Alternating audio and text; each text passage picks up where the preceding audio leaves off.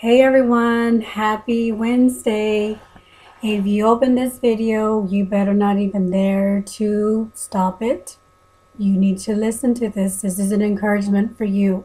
This is an encouragement word for you, and I hope you are very blessed. I was reminded today of Psalms 139. Psalms 139 is actually one of my favorite Psalms in the Bible. And I wish I had the whole chapter memorized, but I don't. So here's a few scriptures that actually stand out for me. I'll start with verse 14. Verse 14 says, "You are fearfully and wonderfully created." 15 says, "My frame was not hidden from you when I was created in a secret place."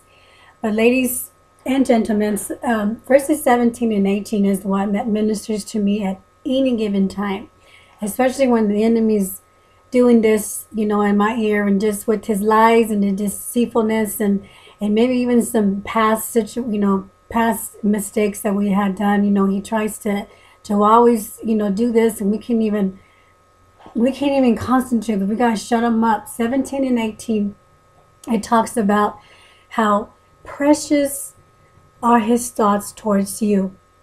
How vast in the sum of them, where I count them. They outnumber the grains of sand.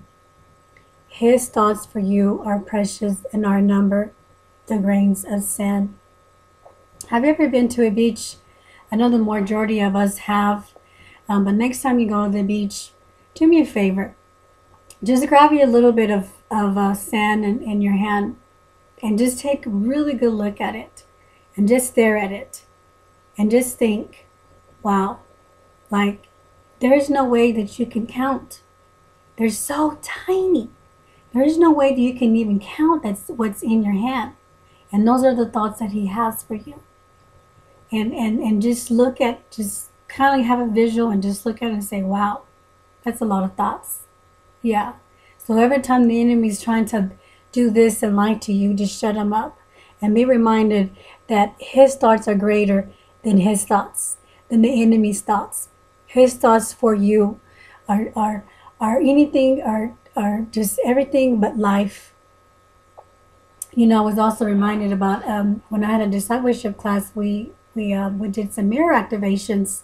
I brought out the mirrors, and they were like, "What are we doing? Are we plucking our eyebrows?" And they were doing this number. They're like, "Ooh, I gotta get my roots done."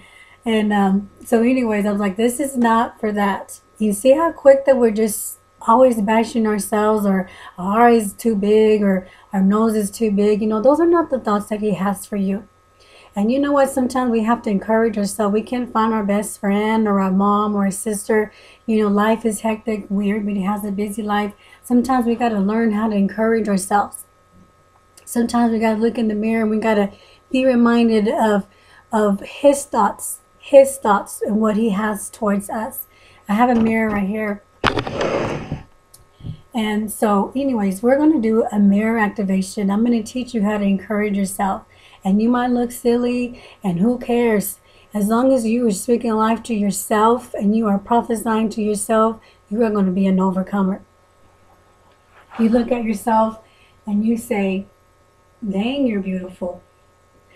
You don't want to say that, but you say you're beautiful. You are fearfully and wonderfully created. Anything that you touch prospers. You're an overcomer. You're an overachiever. You can do all things through Christ. All things through Christ. When you do all things through Christ, that is teamwork. You do your part. He will come along the way, and he will give you strength to finish it. You are a world changer. You're extraordinary. You are a woman of wealth. You are a woman on the front line. A man that is an overcomer and can do anything, and anything that he set his mind to do. You can do this. That's simple. And like I said, you're not just encouraging yourself, but you're prophesying over yourself. You are encouraging yourself. You are decreeing and declaring what is to come. Like I heard a teaching from Dr. Cindy Trim. She said that words, and this sticks to me, and because I see it. I'm a visual person. I'm a visual learner. And she said, words are like molecules. And they're just they're like when you're blowing the bubble and you see bubbles everywhere, and then they kind of stay in its place, for a few seconds, and then they burst. Those are words. They're molecules, and they are released out from our mouth out to the atmosphere, and are destined to manifest. So it's so important for us to keep encouraging ourselves and keep speaking life over ourselves, our family, and our situation.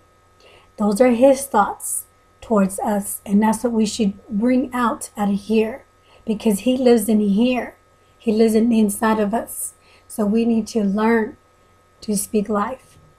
Speak life to ourselves, to encourage ourselves. His thoughts for you are greater than the grains of sand. Well, be blessed. We'll see you next time. Be safe.